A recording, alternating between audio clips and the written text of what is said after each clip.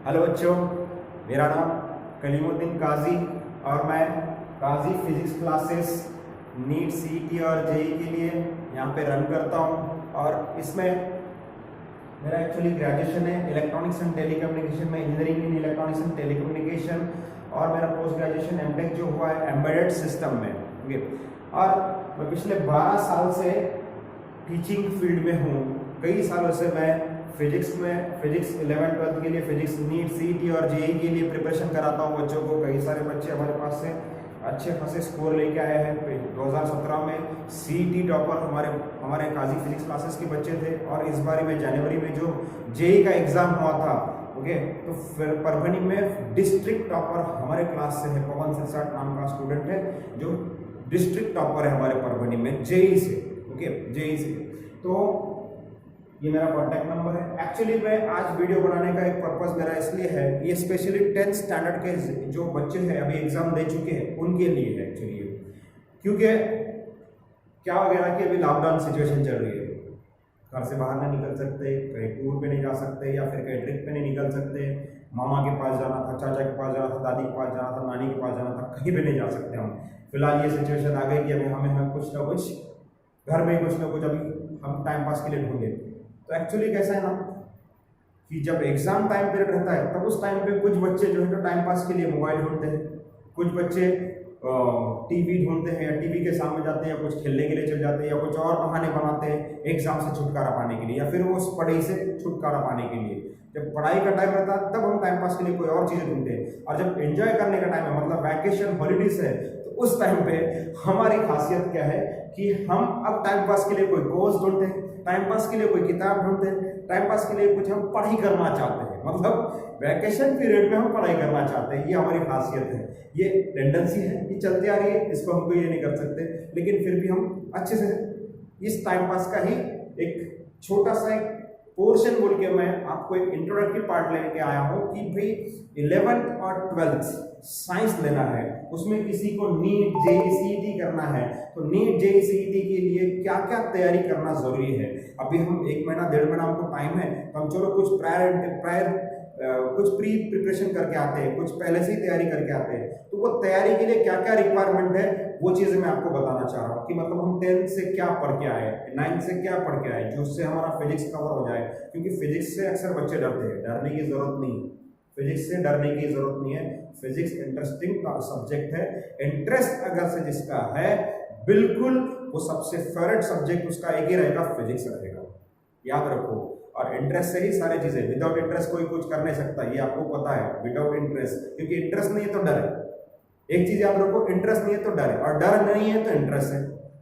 दोनों एक आपस में रिलेट करते हैं। इंटरेस्ट है तो डर है, और डर नहीं है तो इंटरेस्ट है। समझे? मतलब डर को हटाना है तो इंटरेस्ट लेना पड़ेगा, डर को हटाना है तो इंटरेस्ट लेना पड़ेगा, जरूर लेना पड़ेगा। तो किसी भी चीज के लिए 2 चीजें अपने याद रखना है कि हमको डरना नहीं है, क्या करना है, इंटरेस्ट लेना है।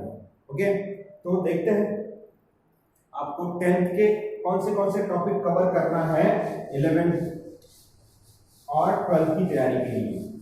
फिजिक्स के लिए फिजिक्स की बात करूंगा मैं, 9th से कौन से चैप्टर कवर करना है, 10th से कौन से चैप्टर कवर करना है वो भी बताऊंगा आपको मैं, ठीक है।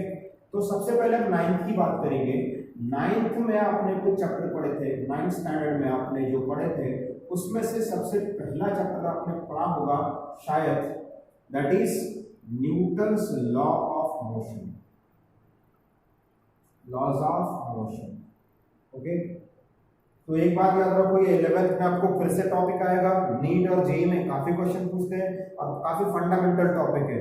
उसके अंदर आपने मोशन मतलब स्ट्रेट लाइन वगैरह पढ़ा होगा कि भाई एक गाड़ी है जा रही है, उसकी वेलोसिटी फाइंड करो, स्पीड फाइंड करो, एक्सेलरेशन फाइंड करो, ये सारी चीजें आपने उसके अंदर पढ़े होंगे, राइट है। तो ये हो गया Newton laws of motion, 11th से पढ़ना है आपको।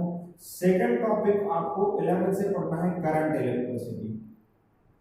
करंट इलेक्ट्रिसिटी काफी इंपॉर्टेंट टॉपिक है, 11th में भी मिलेगा आपको, 12th में मिलेगा, और काफी ज्यादा वेटेज रखता है ये नीट और सीईटी के लिए चैप्टर आपको, राइट है। और थर्ड टॉपिक आपको पढ़ना है that is reflection of light से रिलेटेड जो सेक्शन है आपका।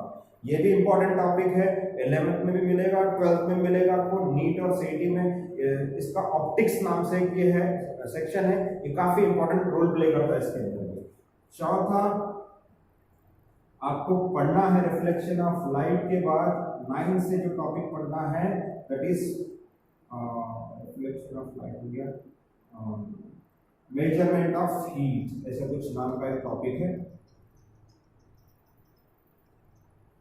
ओके, ये टॉपिक्स आपको स्टडी करना है 9th स्टैंडर्ड से, जो अपनों को 11th और 12th में भी काम में आने वाले हैं। अब 10th स्टैंडर्ड से कौन से पढ़ेगा, 10th स्टैंडर्ड से कौन से पढ़ना है, देखो 10th स्टैंडर्ड से सबसे पहला टॉपिक है ग्रेविटेशन, जो 11th में भी आपको रहेगा ये चैप्टर, फिर से 11th में आपको ये चैप्टर, ठीक है। उसके बाद आपको 10th स्टैंडर्ड से पढ़ना है सेकेंड चैप्टर, जो पढ़ना है आपको वो पढ़ना है effect of currents, effect of currents, ठीक है। तो ये चैप्टर आपको काफी इंपॉर्टेंट है 11th 12th में, क्योंकि इसके अंदर आपने हीटिंग इफेक्ट और मैग्नेटिक इफेक्ट दोनों चीजें पढ़े। तो magnetic effect of electric current 11th में भी मिलेगा आपको, 12th में मिलेगा, ये काफी है। इसके अंदर मतलब 2 चैप्टर समय वाले 11th और 12th के, ठीक है। इसलिए ये भी चैप्टर अपने को कवर करना बहुत ज्यादा जरूरी है। नेक्स्ट है तीसरा चैप्टर, कौन सा है इसमें, दैट इज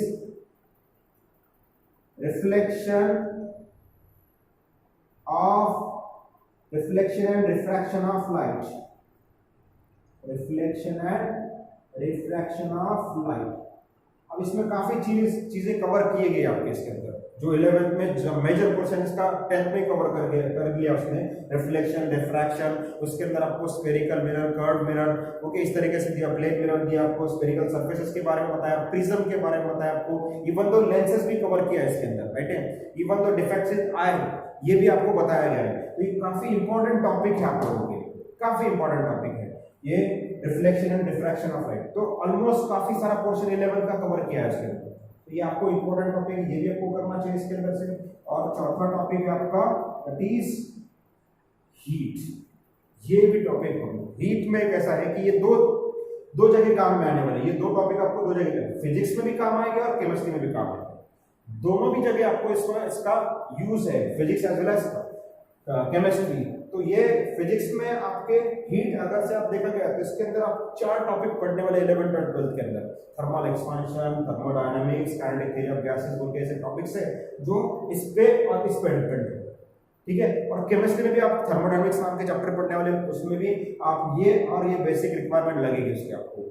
तो ये सारे टॉपिक्स अगर से आप स्टडी करते हो 11th 9th और 10th से, तो आपका 11th ऑलमोस्ट कवर हो जा रहा है, इवन द 12th का भी कुछ पोर्शन कवर हो जा रहा है। मतलब आपकी नीट की तैयारी, मतलब ये फाउंडेशन बोलूंगा सीधा मैं, ये फाउंडेशन चैप्टर है नीट और जेईई सीईटी के लिए, ठीक है। तो ये चैप्टर अगर से आप अच्छे से पढ़ ले रहे हो, पढ़ भी ले रहे हो, इंटरेस्ट से पढ़ो, लेकिन एक बार एक चीज आप लोग को विदाउट इंटरेस्ट कुछ भी हो नहीं सकता।